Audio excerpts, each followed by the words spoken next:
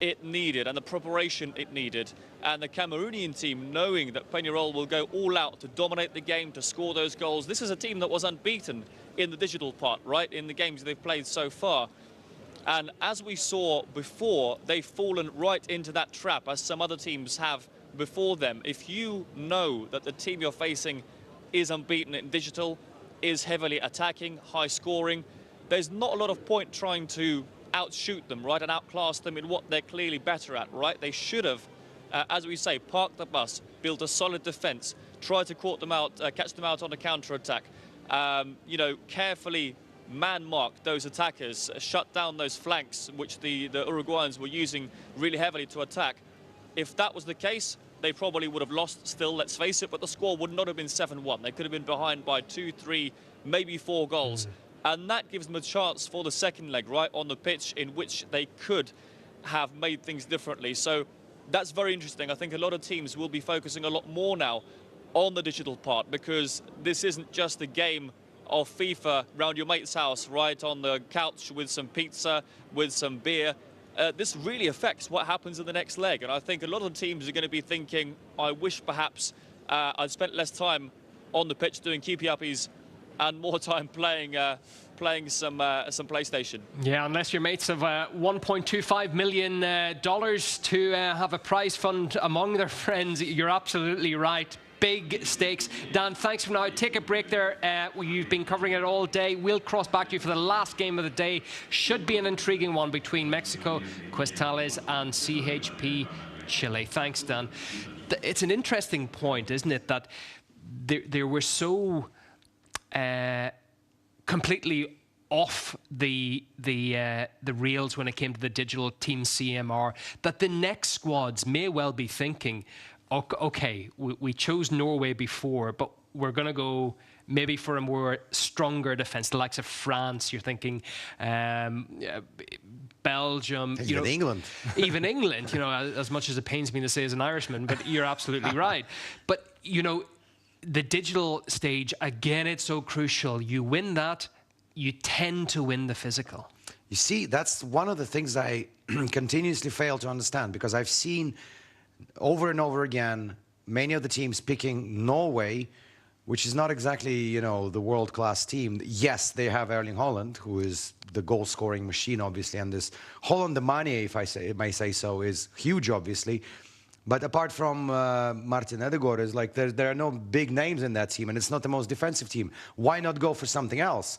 Maybe we will see that in the other quarterfinal. Maybe we'll see that in the semis. But so far, it's been just Holland, Holland, Holland. And I think you're right, and Dan is right. That's where Team CMR may have made a mistake. You've got to find a way to stop Alan, don't you? We heard as well Dan speaking there about his interview with FC Phoenix player, though that Russian team into the semi-final already. In fact, it will be an all-Russian semi-final tomorrow. Phoenix against FC Lokomotiv. What a match that will be. Let's hear the thoughts then of that FC Phoenix team. How did that game go for you? Are you pleased with your performance?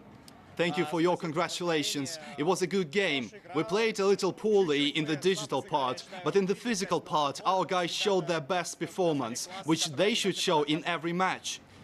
How important is it for a team to get an advantage in the first half, the digital half, before going into the second half and really getting into the mental state to dominate their opponents? Is that really important?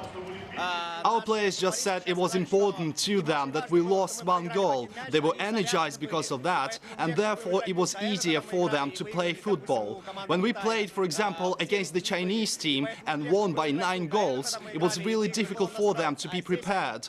But this time they had the right spirit and showed their character. In the group stage, you were one of the really high-scoring teams, had a lot of goals scored in the group stages.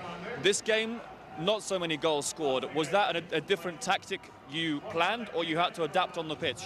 It's just that now the opponents at each stage are getting stronger and stronger, so it's becoming increasingly more difficult to score more goals. That's why the overall score is so small. And your team also had an extra day rest, right? Your opponents had to play an extra game. They had less time to recover. Is that an important factor, do you think, in general and in your victory? It seems to me that what is more important is that we held a training session yesterday. We had one important player who recovered. Before this, one of our esports men played football because he also plays well. But with an additional football player, the guys showed today both wall play and some good openings because they feel each other. And before that, they didn't trust our esports man a little because they hadn't played with him before. Which team do you hope to face in your dream final, and which team do you maybe want to avoid? Look, in the final, I would like to play against the Uruguayan team because they are the strongest. I think this will be the most interesting final. I hope we will be against them. We've seen a quite distinct football style from each team so far. The Brazilian creativity and flair, the Chinese teamwork and defensive positioning. What is the Phoenix trademark style? I think that today we showed our play style because the team was fully energized. Yes, the Chinese team is more focused, the Brazilian team is more technical, but Russian teams such as Lokomotiv and Phoenix play with soul, and they showed that on the field. Congratulations again on the win. Really good team there. I mean, the mentality is great. The No approach to the weakness. game, no weakness. I mean, I understand why you're driving them all the way to the final and potentially winning it. Yeah, I like them. But the Russo-Uruguayan final would be something else, of course, if it happens. I think they will just go at each other's throats. Well, it's very much followed the pattern, hasn't it? You've got Phoenix, FC Lokomotiv, two Russian sides, and also Peñarol, who went into today's quarterfinals unbeaten. They're now into the semi-finals as well. If it follows that theme, then you are going to have the Quetzales side from Mexico follow them by beating the Chilean side. But we all know how Latin derbies can get. I wouldn't go as far as predicting a winner in that one because both of them are equally good. I haven't really seen the Quetzales team with my own eyes. I mean, I've seen a few games during the last few days. But I've seen Chile with my own eyes, and they are very technical, and they played an excellent game in the last 16. So, again, impossible to call. And what I'm expecting is a flurry of emotions because Latin American players are, I mean, they're all over the world. They're playing in the top leagues in England and France and Spain, and, you know, you just know how good they are. But apart from just being magicians of pure footballing quality, they're also very, they have a very high temper. So we might see a clash or two in this game. It could it could come down to composure because they did win 6-0 in the digital phase against Crvena Zvezda in their first, the Red Star Belgrade, in their first match. So they have, you know, they've got that capacity to do well as well.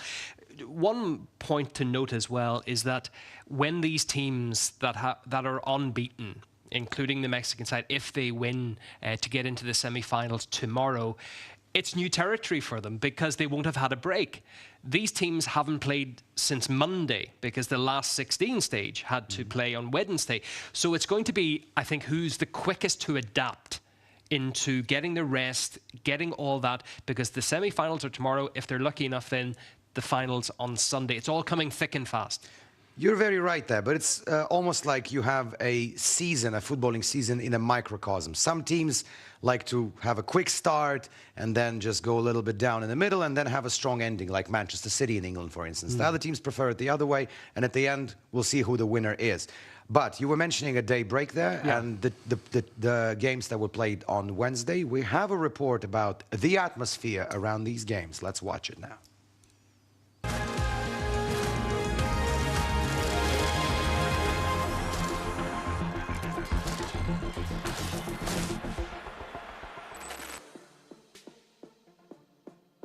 Добрый день, друзья! Мы снова в Экспо. И сегодня у нас идут 1/8. Значит, сегодня у нас 4 команды попрощаются с соревнованиями, а 4 команды пройдут дальше. Кто это будет, мы с вами сегодня узнаем. Погнали! Ну что ж, случайно нашел киберспортивную команду по фиджитал-футболу, верно? Нет. Давайте, как будто да. Да. Какой качок? У нас вон там вот камера скрытая. Так. Можно сюда помахать. Где? Неожиданная тренировка.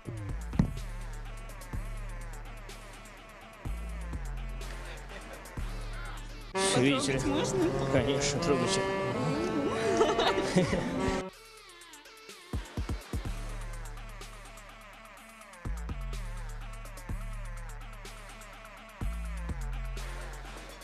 Дело в том, что я тренер футбольный. Пойдете ко мне в команду? Конечно, да? Все, нам надо только прозвище «Шашлык» мы выбрали. Ну хорошо, спасибо. Привет. Все, спасибо, хорошего вам дня, good luck. Мне нравится, что здесь есть бабули, знаешь. Ну что ж, мы двигаемся. Да, ты можешь, извини, как-то, да, нам как-то надо разминуться, что, да. Ну что ж, мы двигаемся дальше. Друзья, прямо сейчас за моей спиной проходит матч 1/8, одной из 1/8.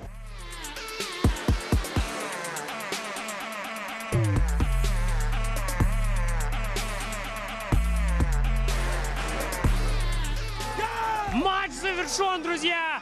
Посмотрите, как радуются чайнцы. Китайцы проходят в 1/4 и побеждают Бразилию со счетом 6-5. Гунси, чайнцы, гунси.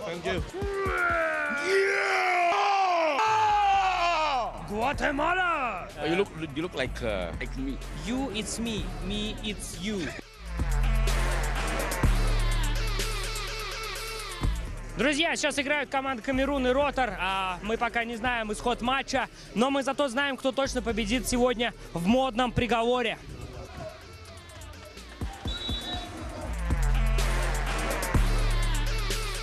Следующий матч для команды Ротор. Ты за Ротор сегодня? За роутер. Блин, ты ударить сегодня, чувак.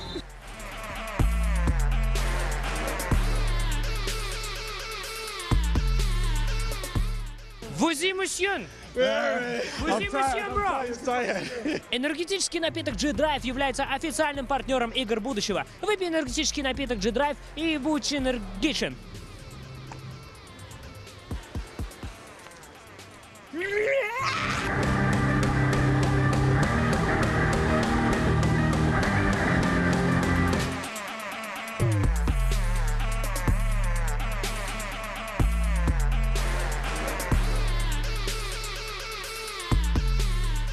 ¡Vanos, Erote!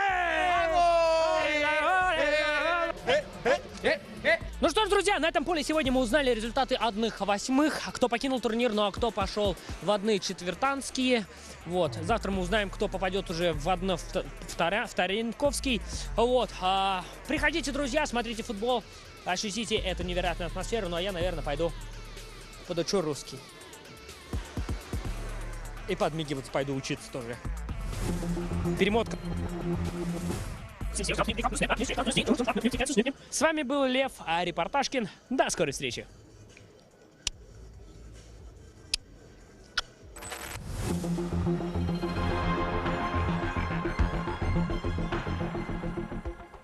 All right, kids, a salutary warning as to what too much energy drinks can do to an individual. Just watch out there. Water is good for you too. That did look like it. Indeed, man. That was a good one. Good fun, though. Good fun out there. Doing a bit of sumo wrestling on the day, keeping everybody animated. So just a reminder, we are minutes away from the last quarterfinal of the footballing day, and it will be an all-Latin derby, the Chileans versus Mexicans. But let's go back in time now and have a look at what other events we were covering yesterday, because there were gold medals given out, including in drone racing. A lot of people looking forward to this event, and it did not disappoint. All the qualifying into the final, and it was the squad from Korea who won out. Team Min's Korea taking the gold in the drone racing. Well done to them. A top quality side, but they weren't favourites, you know. Well, not if you ask our in-house expert on all things machines, Olja, who was touting them to be the champions, because they had a world champion among their ranks, as far as I remember. It's a team from South Korea, right? Well, they had a world champion from 2022, an Asian as well. So he had a lot of pedigree. But last year the results were a little bit lacking, so there was a feeling they may be a little bit hungover going into this tournament, but they came back with a vengeance. Listen, I'm still captivated by how it all looks, especially in the nighttime, because first day I got to cover the drone racing. It was in the daytime, and it didn't look as spectacular. It's stunning, isn't it? It's stunning. The whole track course with the different colored drones, and obviously the real emotions. Look at that guy, absolutely. In the cold Kazan night outside as well. Well, they had to stay indoors. Oh, the their drones were okay. outside. The drones were outside.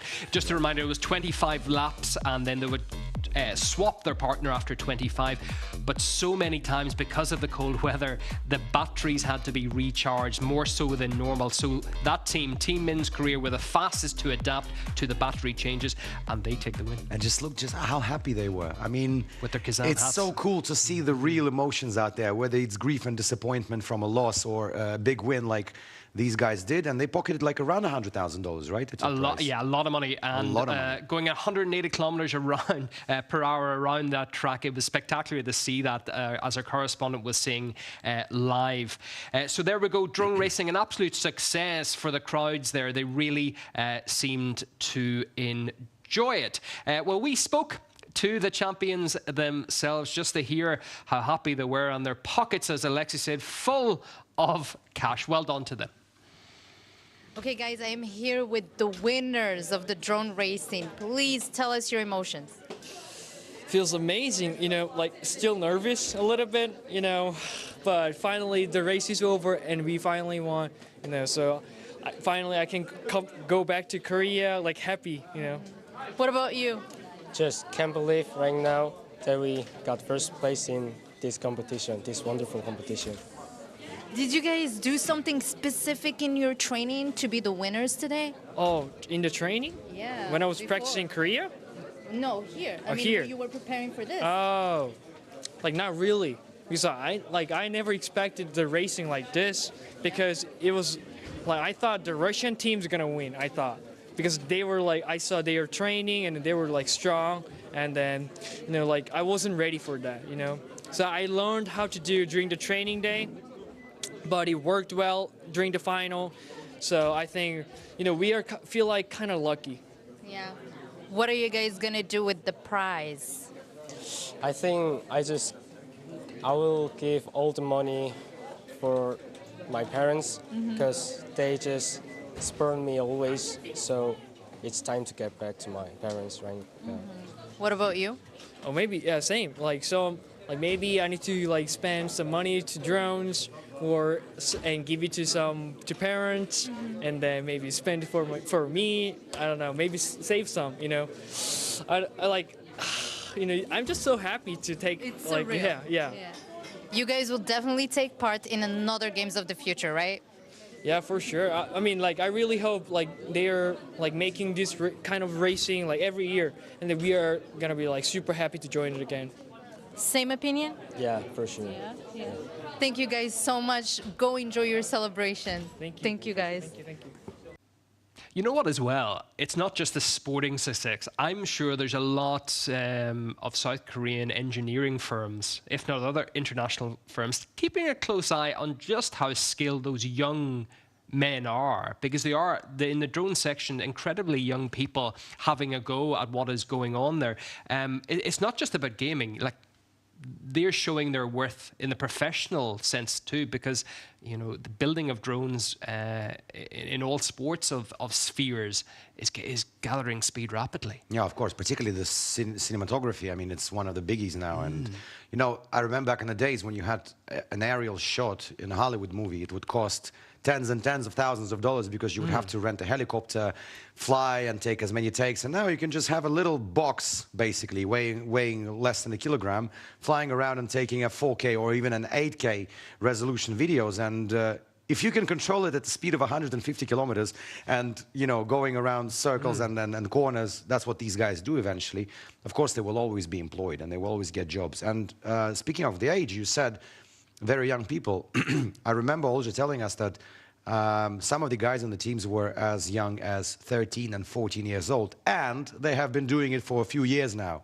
So just imagine how crazy it is. I mean, they started doing it 10 or 9 years of age, and have already experienced pilots of drones. And the Incredible. event itself, yesterday's final, it was thrilling because there was almost a series of crashes involved too. It looked, especially with the 50 laps, it was reminiscent of F1, Formula 1, but the difference is in Formula 1 there's very few crashes.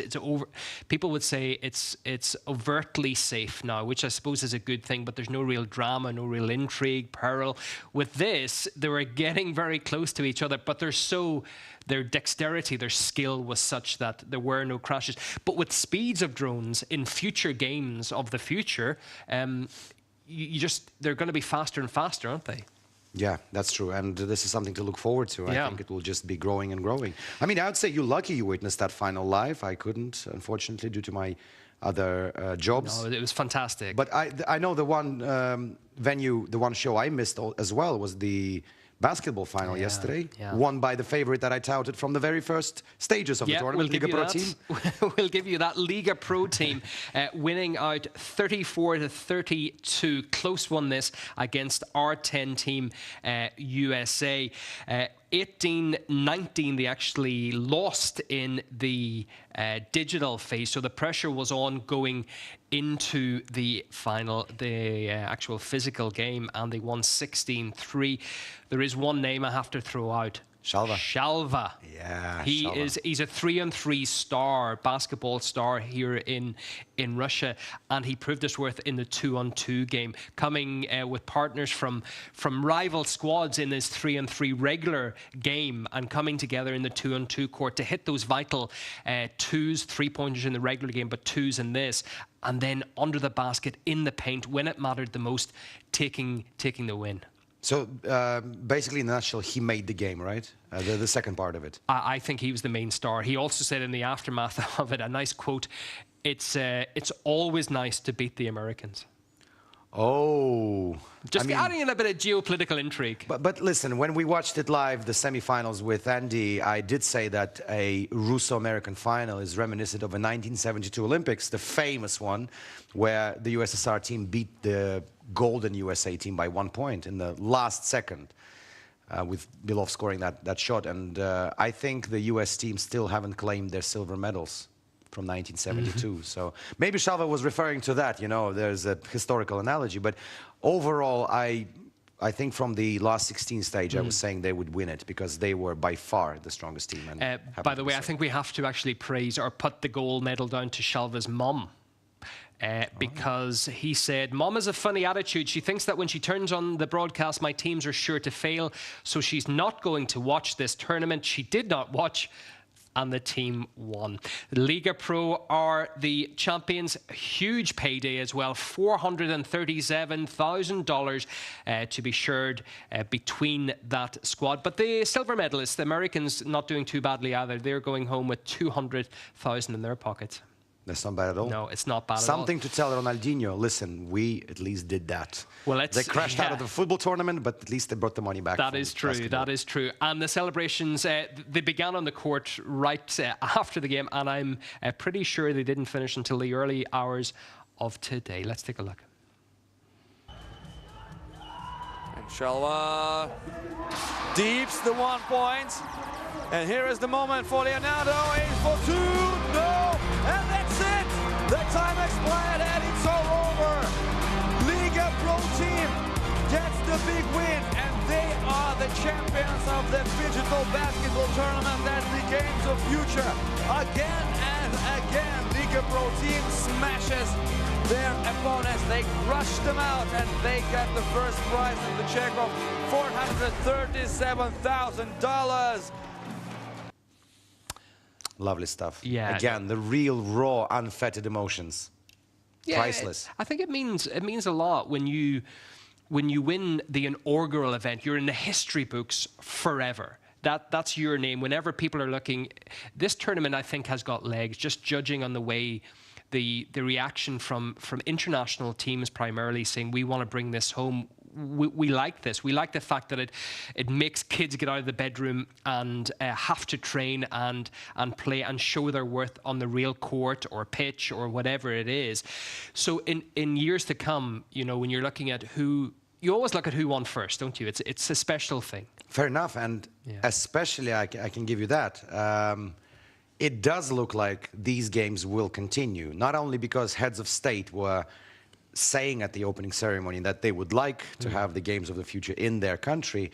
Well, I have it somewhere down the line that the next venue for the games of the future will be announced on Sunday, the next country, and there are several competing. And there are also delegations from countries like Mexico who openly say, we are vouching to have the games of the future to be held on our territory in 25, 26, 27, like some years down the line. So it does look like the thing will stay. But you are, I mean, in case of the Liga Pro team and other winners, you are the winners of the first inaugural ones, and of course you will forever stay in history as the first winners of the kind. You are the champions. You could just see in the graphics behind us as well the last game of the quarterfinals of the football. We will know our semi-finalists today in a matter of about a half an hour's time. Let's cross over to the big match seen by some as possibly the game of the tournament. Let's see if it lives up to the hype. Chile against the Mexican side. The chips are down and the stakes are high. It's the fourth quarterfinal of the day. It's the last quarterfinal of the day, and it sure looks like we're going to have a treat in this one. Mexico Quetzal is going up against CHP Chile. It's an all Latin American matchup, but also a battle of two continents if you want to get technical on this one, as Chile is definitely a part of the South American continent, and Mexico is considered to be part of North America. It's really hard to predict who are the favorites of the game. Technically, it's Chile who are the underdogs, as they had to play an extra game to get to the quarterfinal stage because they lost their first game of the tournament to Rotor International 10-9. But quick side note here, CHP Chile lost that game in penalty kicks. They lost the digital part of the game 6-3, and then they won the physical part of the game 6-4. The game went into penalty kicks, and Rotor International proved to be victorious in that one. And that's why Chile had to win their next game against Crvena Zvezda. It was a walk in the park for them, as they beat the Serbian side 3-0 in the digital and 3-1 in the physical for a combined score of 6-1. And they went on to play in the round of 16. And yesterday they had to face Besiktas Esports. They lost once again the digital part of the game 3-2, but they overcame the difficulties and won the physical 4-1 for the overall win of the final score of 6-4, placing them against Mexico Quetzales in the quarterfinal. As for the Mexican side, they beat Crvena Zvezda. They were in the same group with the CHP Chile, but didn't face each other because of the differences in their first games. Mexico Quetzales beat Crvena Zvezda in the digital with a breathe. It was a 6-0 decision for the Mexican side, and then they lost Crvena Zvezda, a very tight game, by the final score of 3-2, but still the overall score was in Mexico's favor. They won that game 8-3, and then they faced Rotor International for a ticket straight to the quarterfinals, and they beat Rotor International 7-6, another tight game. Mexico Quetzales won that game in the digital 5-3 and lost on the physical pitch 3-2, but that was still good enough to win, to beat Rotor 7-6 and get that extra day off. It'll be fun to see if Mexico Quetzales used that extra day to get well rested and possibly improve their game on the physical pitch, because after 2 games they have exactly 2 losses when it comes to the physical. They lost both games by the same score, 3-2 to Crvena Zvezda and Rotor International. So it would seem that once it get to the physical part of the game, it's Chile who would get a slight advantage, should I say, in that one. Also, one thing to keep in mind is that CHP Chile features a goalkeeper, Eduardo Reitur Gajardo, simply known as Lalo. He'll be wearing number 51. He scored last night a goal against Besiktas, one of the, if not the only goalkeeper at the tournament who was able to get a goal, so that's something to keep an eye out for as we're heading into the green portal, and we're off in the first half of the digital game, excuse me, between Mexico Quetzales wearing red jerseys playing for Team Norway, no surprise there, and they're up against men wearing white jerseys also playing for Team Norway. That's CHP Chile. Quite a sturdy team, as you will sure agree with me once you get to see them getting on the physical pitch. Interception by Quetzales. Quetzales going for a sure goal, but how about that block right in front of the goal line by the Chilean side? First scoring chance of the game, and Mexicans were unable to convert on it. Another scoring chance developing for Quetzales, and another save for Chile. Almost a minute has gone off the clock. CHP with their first real possession of the game, trying to spread it out a little bit and draw out men in red jerseys, but they lose the ball, and now it's Quetzales on the prowl, passing it to the box and getting the first goal of the game. Mexico Quetzales making it 1-0 on the scoreboard. We're a minute into the first half of the digital part of the game, and we just got our first goal of the competition. Chile in possession now, dribbling around their defensive zone. Two players in red jerseys applying pressure on the opposition. Chile playing it back to their goalkeeper, who goes to his right, off the wall, to the front. They shoot, and a nice save made by a Mexican goalkeeper. First real chance for the Chilean side here. And now it's Mexicans with the ball at the left flank, attempting a pass to the center. Can they get a shot away? They do, and they score. Mexico 2-0 in their game against Chile. They're playing smart digital football, these guys in red jerseys. And of course it's Holland who gets the next goal. Who else? Chile down by 2. Creating room in their defensive zone with a cross-pitch pass. Once again attempted to draw two players to the defensive zone before going for an offensive rush. Under a minute remaining to play in the first half. Chile with the ball. Not really going for much dribbling out there, are they? Chile still in possession, playing it back to their goalkeeper. Attempts to play it to his right. Not much is happening in the game right now, as Chile playing the ball up front, using the wall smart. And they get a goal back with 22 seconds on the clock. A really smart offensive rush by Chile. And a nice move down low to create that open lane for a shot. And Erling Haaland now scoring at the other side of the pitch. Under 20 to go in the first half. Long ball attempt by Mexicans, but they give up the ball. And now so do Chileans. Mexicans, can they get the last shot in the first half? It's intercepted by Chile. They don't have much time. They go for the shot, but they run out of time. This one will not count.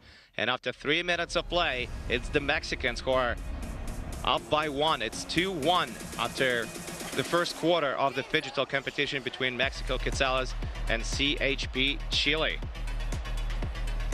Decent effort by both sides, but a very different approach, wouldn't you say? Chile played more of a tactical game, and now their Mexican Quetzales put in Giovanni and Hoxan in front of their TV. They'll be the second duo to play for Quetzales in this game. Apeste and Eduardinho replaced Guillem and Tommy. On Chile, they'll get the game pads for the second half. Eduardinho is one of the better players on Chile when it comes to digital football. He was a star of Digital Games 5 a while back. He's just 19 years of age. And in the digital competition, he already has 4 goals. But last night when they faced Besiktas, Apeste and Eduardinho that is, they lost the second half 2-0 to the Turkish side. So Eduardinho might be the best player on Chile when it comes to digital football. And he's put on the second duo. It's a smart roster management by Chile, leaving their best player for the last part of the digital competition, just in case they need to make him, they need him to make the difference in the game, and they sure need him to make the difference now as they're down by a goal. Still anybody's game. Still getting ready for the second half, but it should commence in just about a few seconds. It looks like we're all good to go. Chile lost last night to Besiktas 3-2, the digital part of the game. They also lost to Rada International. The only team they beat on the digital part of things was Crvena Zvezda, who didn't score a single goal in digital football at the tournament and got eliminated early. Because as we surely know by this point, you can't be horrendous when it comes to digital football. You want to stay competitive. As a matter of fact, it matters more than the physical part of the competition, some would say, and I would agree with them. 40 seconds gone in the second half. Chile with the ball. They had the first possession and they're still on it. They enter their offensive zone and drag the ball back to their goalkeeper. Nice one-touch pass. They're trying to find some room in the middle of the pitch, unable to do that. And with a minute gone off the clock, Quetzales get their first possession of the second half. Header, bank shot, and they score. Mexicans are back in the lead with 2-1. Or rather, they restore the 2-goal differential on the scoreline, obviously. The score is 3-1 right now. And almost half of the second half is gone. Chile attempting a long ball, unable to connect with Holland in front of the net.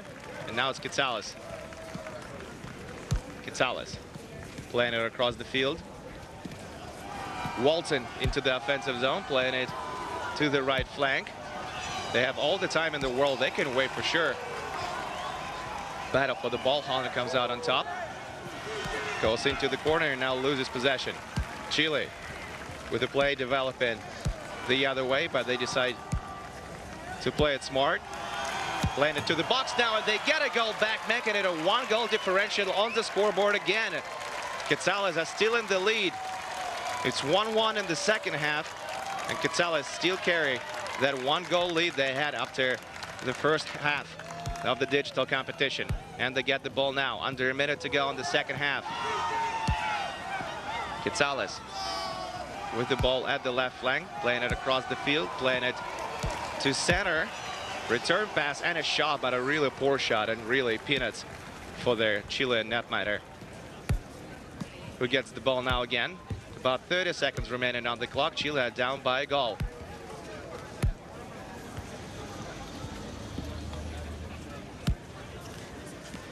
Chilean goalkeeper with the ball again. Attempted to draw out Quetzales, but they're not biting. Under 20 to go now. Looks like Chile attempting to get the last possession of the game. It's not a bad idea, given they're only down by a goal, but they give up the ball, and it's an offensive rush for the Mexicans, and a foul called on the play with 3 seconds on the clock. They should go for a quick shot, but they're unable to do that, and as the time runs out, it's Mexico who are in the lead. Following the digital part of the game, they will carry a 3-2 lead onto the physical pitch, and it's going to be decided there.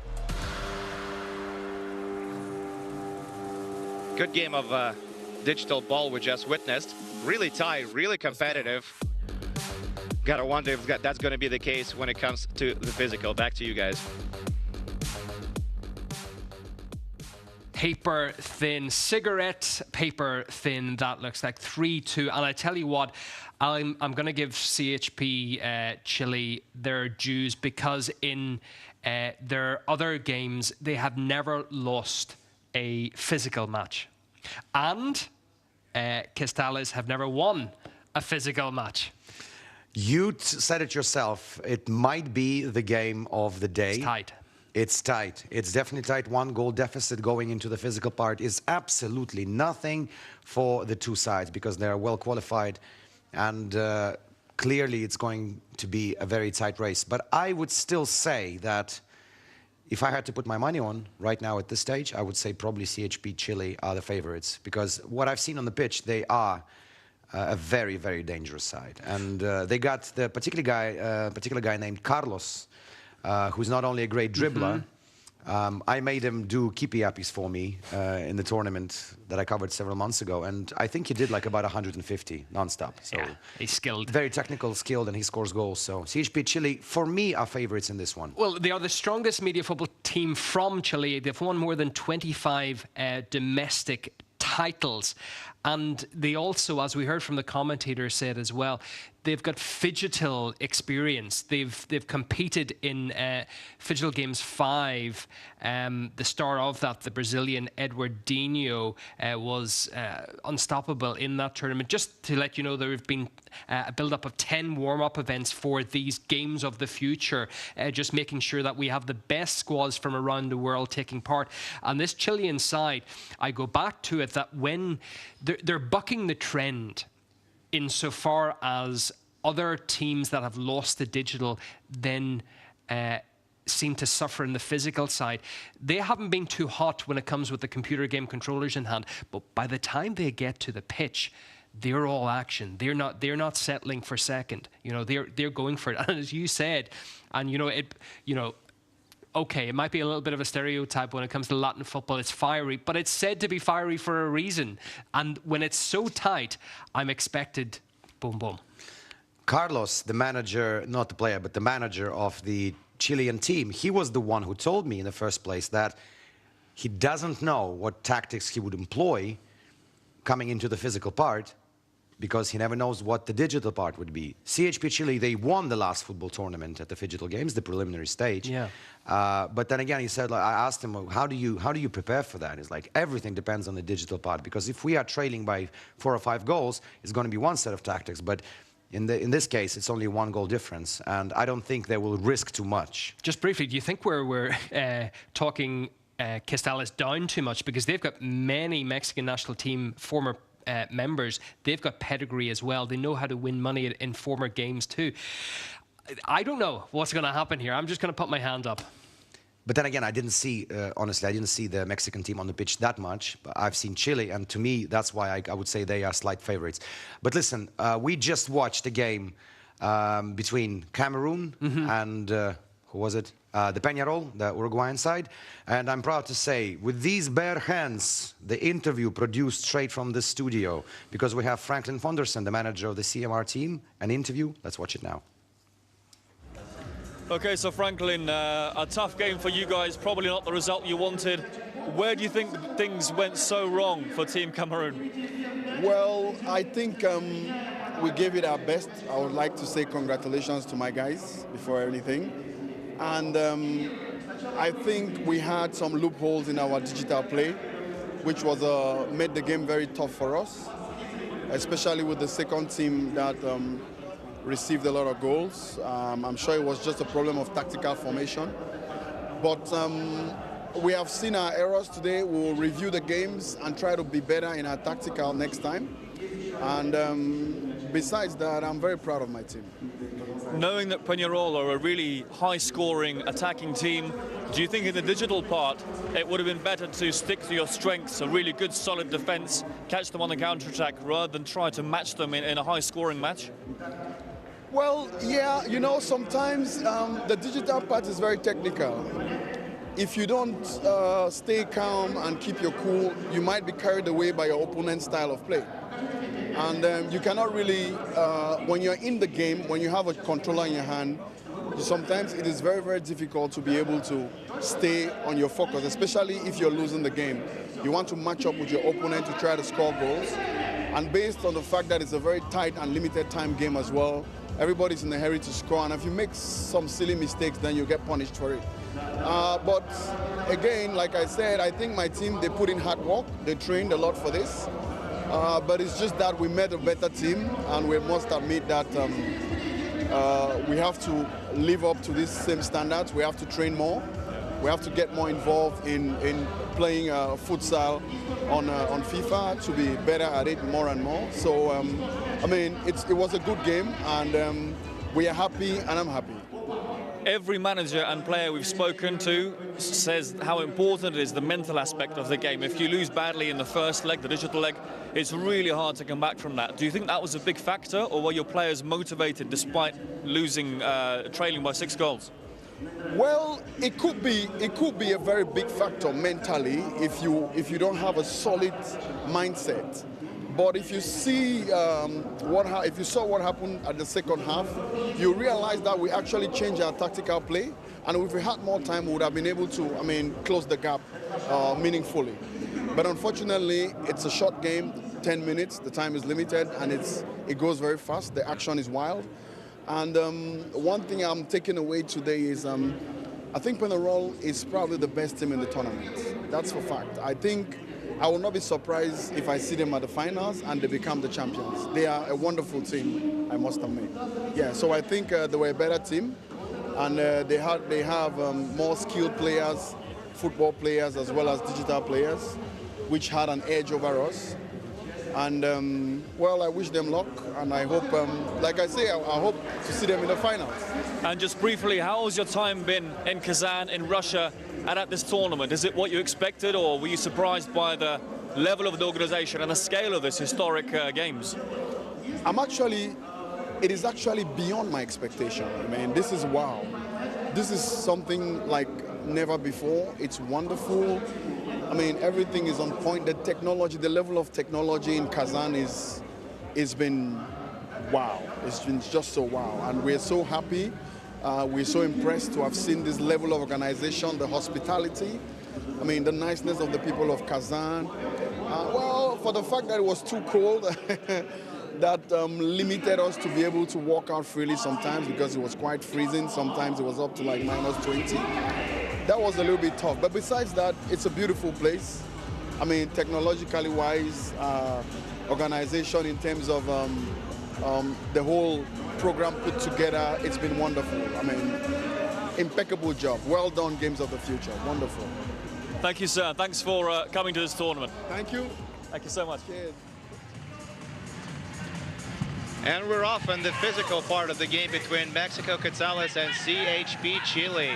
Following the digital part of the game, it's a great shot taken by CHP. It's the Mexican Quetzales who lead the game 3-2. Really thin difference between the two teams, and it's going to be decided here in the physical world. In the real world, Chile give the ball to the goalkeeper. Look at all the room he has. He already scored last night. You should probably not give him so much room. Eduardo Leitur Gajardo, also known as Lalo. He's wearing number 51. He's the goalkeeper for CHP. Now Quetzales kicking it around, also giving it to their goaltender, who's not attempting a shot. He goes wide. Mexicans with a shot from inside, and they're missing the net wide. Now the Chileans back on the counter, and they gave up possession. Over a minute has gone in the first half of the physical part of the game. Teams are trading scoring chances, but so far unable to light it up. Giovanni Gonzalez still with the ball. Now plays it up the middle of the pitch. They attempt a shot. It goes off the end boards. But Quetzales retrieved the ball, and now it's Pedro playing it back to Jorge Daniel Gove, who goes for the shot, and the ball goes out of play. It was blocked on its way. So Quetzales will get the next possession. No score in the physical game so far. And both goalkeepers are playing a huge role, but not the role you would probably expect them to play. They're the ones attacking the net and taking all the shots, it would seem. Lalo with the ball. Once again, he's given all kinds of room and time to commence this offensive rush. CHP with the ball in the middle of the pitch. They're playing it to the left flank and now playing it back to their D. Carlitos, one of the top scorers of the tournament, plays it back to Lalo. Lalo picking up some steam, faked the shot and then played it to his right. Save made by Giovanni at the other side of the pitch.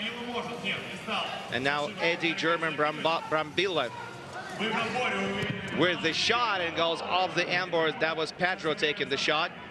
Full name, Pedro Ulisses Pasquotini Centurion. But also call him Pedro, as he likes to be called himself. That's the name on the back of his jersey anyway. About 2 minutes remaining to be played in the first half of the physical competition between two Latin American sides. Still no score, and another shot gets blocked down low by CHP, and Quetzales will get the next possession. Under 2 to go. Giovanni with the ball. Just walking towards the middle of the field. Playing it to his right, and now a shot taken by Pedro. And the ball goes out of play. Lalo will begin the rush. Something appears to be worthy of the ref's attention. Game on. Lalo with the ball again. Absolutely no pressure for Lalo as he brings the ball to the middle of the pitch. Very tactical football game that is between the two Latin American sides. 90 seconds on the clock. Lalo with the ball again. What's he gonna do with it now? He's got no length for a shot, so he plays it to his right, and the ball goes out of play. And CHP will get the ball back. Lalo rolls it to Carlitos. Carlitos attempted to fake out Jorge Daniel Hernandez Govea, also known as Burrito. Lalo back in possession. Will he shoot it now? He will, and he's going to sail it wide and over the bar. Giovanni. And now Pedro with the ball at the left flank. It's actually Tapia, also known as Edu, Victor Eduardo Gutierrez Tapia. He's wearing number 7 for Mexico. Quetzales. A foul is called on the play with 54 seconds remaining on the clock. Still no score in the first half of the physical part of the game between Mexico Quetzales and CHP Chile. Lalo, long ball attempt, and it goes all the way to Giovanni, who will roll it back to himself and pick it up. Again, no pressure applied against Mexican goalkeeper. He plays it up the field, probably expecting to get the ball back, and so he does. 30 seconds on the clock now. Time is working in favor of Quetzales, that's for sure. They're fine with it. A long ball by Giovanni, overhead kick, and it gets stopped by Lalo. Two players collide in the corner, and the foul is going to go against Quetzales. Eddie German Brambilla Rosales is still on the ground and not getting up. Just 17 seconds remains on the clock.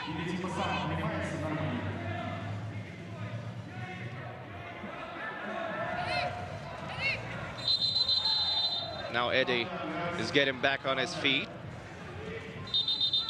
Some heated exchange between Burrito and Thomas, it would seem. Not sure what the exact reason for that might be, but there's plenty of reasons for a heated argument to be had when the game is as close as this one certainly is. Carlos gets a yellow card following that interaction. 15 seconds on the clock now, and Lalo will kick the ball back into play. Looking up the field, going for a long ball, and it gets headed back to Lalo. Lalo picking up some steam, going through the middle of the pitch, taking another shot, and this one sails over the bar again. Giovanni with the ball with 8 seconds on the clock. Still no score in the first half. or the third quarter, if you prefer it that way. Chileans with no time to take a shot. They still go for one, but it goes way wide, and the buzzer goes off. No score in the first half of the physical game between Mexico Quetzales and CHP Chile. So it's the Chilean side, it's rather the Mexican side, who are still in the lead by just 1 goal. But something to keep in mind is that CHP Chile went 3 for 3 on the physical side of the game. They won all 3 of their games prior to this quarterfinal, while Mexican Quetzales are still looking for their first win. No score in the first half, still 3-2 Quetzales.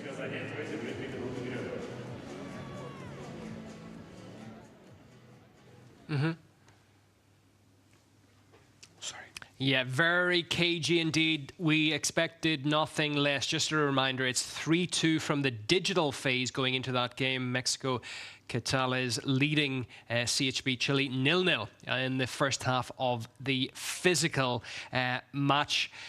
Very cagey, not a lot given away, but tight defense. What we wanted to see big tackles, because, you know, we were afraid maybe there would be too much leakage and it would be a free-for-all. But, you know, sometimes it's nice to see defense winning out against attack, just for strategy, really.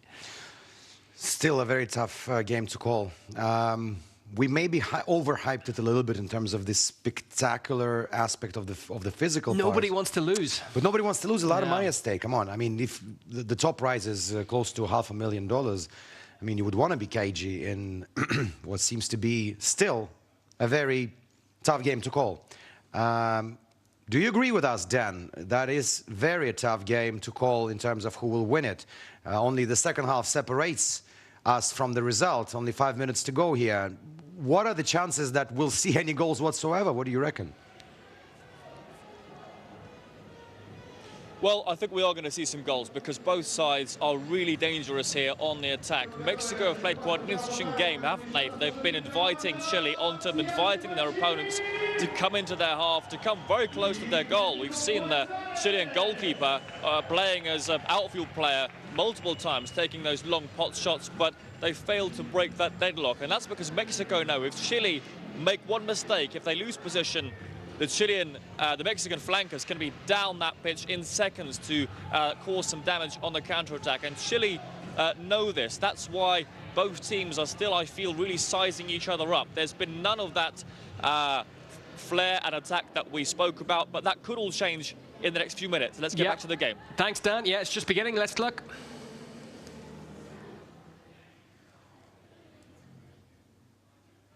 For whatever reason. Second half is about to get underway in the quarterfinal game between Mexico Quetzales and CHP Chile. A lot is on the line and just 1 goal separating the two sides. As it currently stands, it's the lowest scoring game of the tournament yet. Just 5 goals scored overall, all of them in the digital phase of the game. There was no scoring in the third quarter or first half of the physical. Kickoff has to be retaken, and we're finally off in the second half of the physical. Mexico in possession, but they give it up just a few seconds in.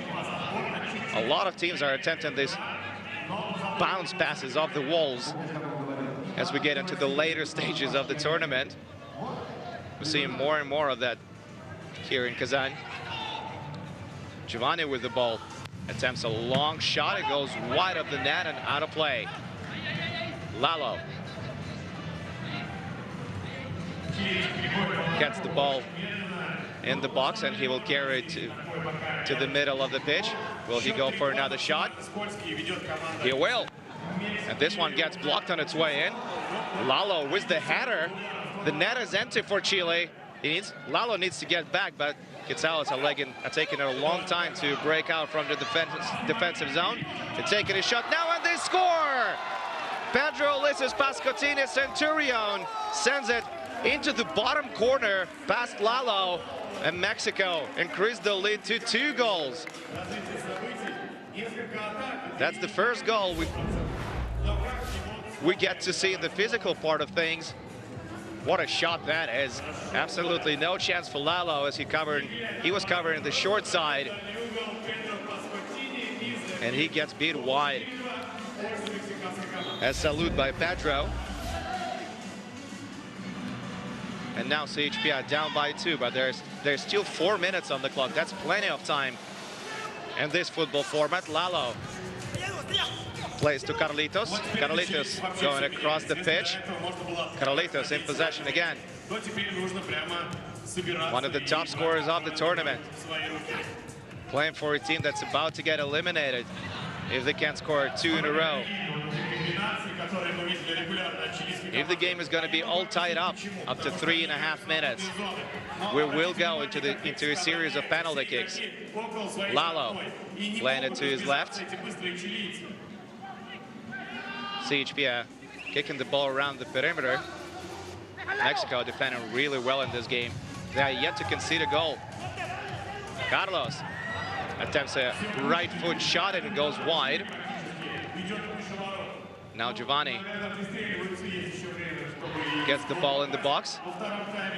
He's got no problem wasting as much time as CHP will let him. No foul at the middle of the pitch, and Quetzales retain possession of the ball, playing it back to Giovanni. Giovanni up through the middle. And Giovanni gets the ball back. Under 3 minutes to go now. The ball stays in play, but the player goes out of bounds. Pedro Ulises Pascotin is the goal scorer for Mexico. Just fell overboards.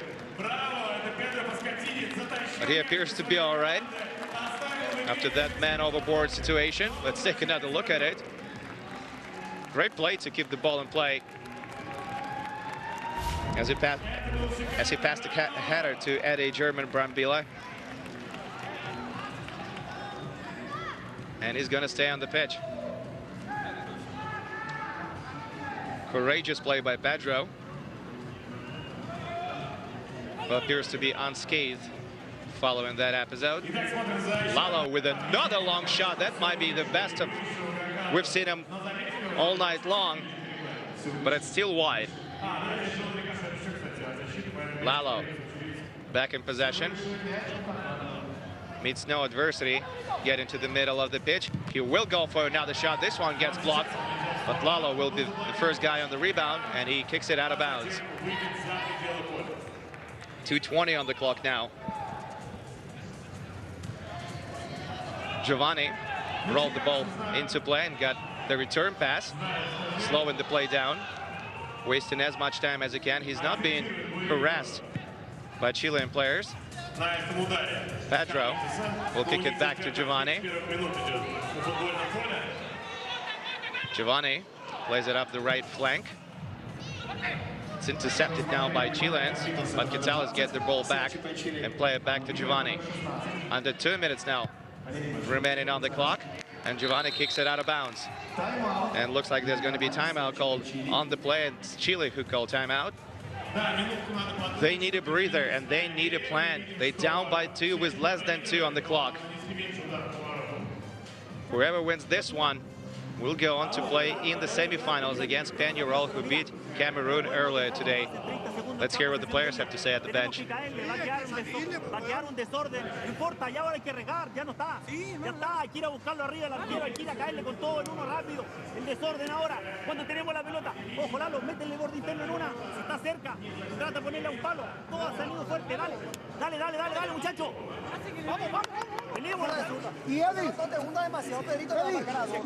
Y Eddie, ya no estén cruzando, güey, porque quedan los dos en la misma zona. Quédense abiertos, güey. De atrás nos dicen, crucen, pero se quedaron en la misma zona los dos, güey. Now, admittedly, I don't speak much Spanish, but I do know rápido, which means hurry, and I do know what ahora means now. And that's exactly what Chile needs. They need to get 2 goals back. They then need to get it done fast. 1 minute and 40 seconds on the clock now. Quetzales in possession, playing it up the left flank. Carlos, he's got the ball, trying to split the D, plays it to his right. Off the end wall, the ball gets to Henry. Henry going across the pitch. Carlos takes a shot and it goes wide. They need their top scorer to get big, to get hot right now. Giovanni gets the ball, plays it up the middle of the field. Dangerous play development for Kitsalis. Lalo with the save, and he's going to start off this offensive rush. There's a foul going to be called on the play, and I believe there's going to be a yellow card out of the ref pocket.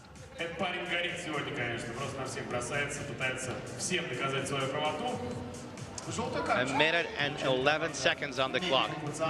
Chile is still down by 2 goals. They haven't scored in this game yet.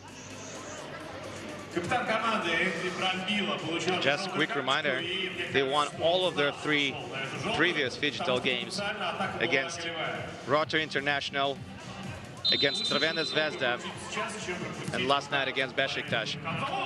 And they get a goal back with 1:09 on the clock. It's 4-3 now. Looks like Henry sent it in. That's plenty of time for the Chilean side to get the equalizer. It's going to be a fun minute of ball to be watched. Right off a set piece. Henry sends it past Giovanni.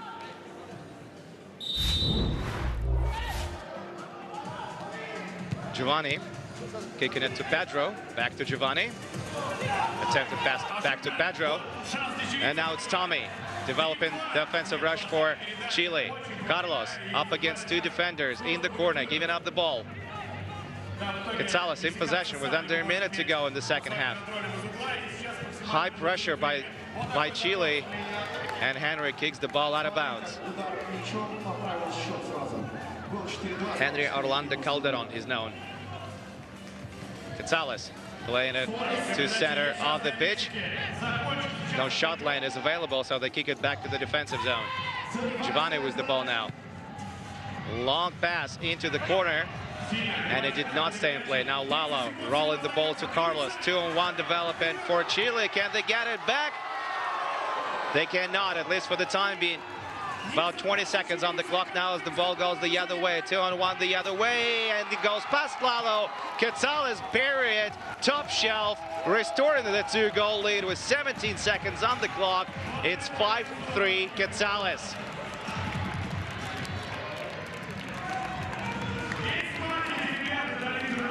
CHP were really close to getting the equalizer, but instead they get another goal scored against them. It looks like Kitsalis are trying to call timeout, unable to get it. 15 seconds on the clock. Kitsalis steals the ball. Pedro curling back, trying to get a foul, doesn't get it. Pedro playing it back to Giovanni. Giovanni, all he needs is now to hold on to the ball for just a few more seconds, and their buzzer will go off. And Kitsalis are able to hold on. They win their first game in the physical part of the competition at the tournament, and that leads them straight to the semis. Mexican Kitsalis beat CHP Chile 3-2 in the digital, and they beat them again on the physical pitch 2-1. Quite a battle we witnessed. We expected a tough battle, a really close game, and that's exactly what we got. CHP is still arguing with the ref about the calls he didn't make, but that's not going to help their case. Mexico Kitsalis will face Peñarol in the second semi-final game tomorrow night, you guys.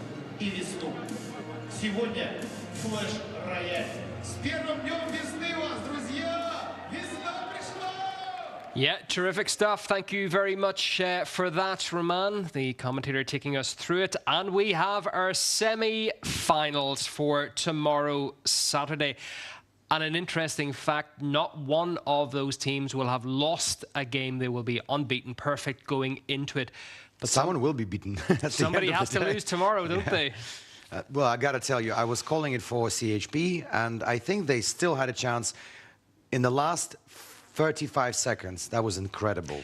from going to nearly scoring an equalizer, it was just blocked by the defender right on the line, to conceding the goal, which eventually killed them off. Absolutely. But we were waiting for this kind of performance for the whole two halves of the physical part, right? They did enough. The second one was great. Let us cross now to Kazan and talk to Daniel Hawkins, who's been wrapping up each of the quarterfinals, and he joins us now. Dan, just an interesting fact on that. That was the first physical game, I believe, that the Mexican side had actually won. So they did it in style at the right time. Yeah, great timing, of course, for the Mexican team, and what a relief it is to see a game finally in the physical part that isn't a predictable walkover due to a big scoreline in the first part. The Chileans really had the people on edge here, the audience on edge, both in the digital and in the physical part, because at the end that really could have gone either way. And at times, of course, yes, we did hype that game up as something incredible and colourful, where both teams would be on the attack, and in some ways we saw flashes of that, but overall perhaps quite a different picture. We've got Thiago here, who's the manager for R10 team. Of course, the Chilean team are also part of that brand. They've got a partnership. Thiago, how was that match for you? Do you feel the best team won, or perhaps things could have been different? No, I think the best team won. They deserve the win, and I think we could do better, but of course there's nothing to say about the match, the referees, nothing. The game was fair, and of course they win because they play better than us. Do you feel maybe in the first leg, in the digital leg, the Chilean team could have adopted a more attacking approach rather than trying to play possession football and make a break? Do you feel that extra goal could have been the key, really, that could have given you victory in the second part? For sure. I think if we could do better in the digital part, probably we could go inside the field with more relax and less pressure. And of course, it made the difference, yeah. And you spoke about relaxing there. I think that game partly can be described as relaxing, right? Because we were expecting a real South American derby here, right? And at times the game was actually quite static, and perhaps the audience was expecting a little more. Why do you think we didn't see such an attacking approach from both teams? I think because they are respecting too much each other. I think both studied too much each other, and we saw the Mexican guys play PlayStation, and they are very good. So I think we respect them a lot. So probably that was the case. How's the tournament been overall for you? It's probably many of our players' first time in Kazan in Russia.